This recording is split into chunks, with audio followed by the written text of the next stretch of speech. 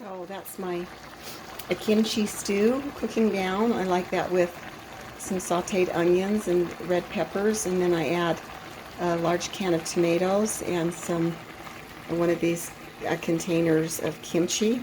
This is about 1 pound, and that'll go really well with rice bowls. So I make up ahead rice bowls and add some kimchi on the side in a separate baggie because I like it and some people don't. It's just a really great probiotic, so I go for those. So here's a little prep work for the meals. So like for a week, you could have 5 or 6 meals all made up ahead of time. These are, let's see, there's like 1, 2, 3, 4, 5, 6, 7, 8, 9, 10 really hearty lunches for 1 or 2 people.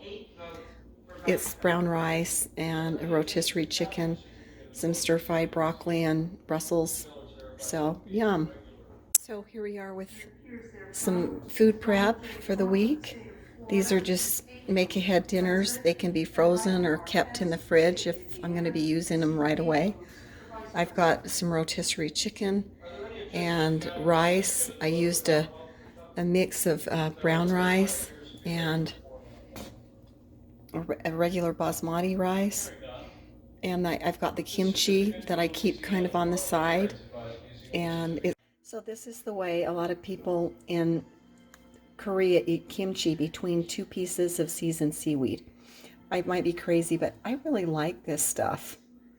It's good for you, but my brain likes it.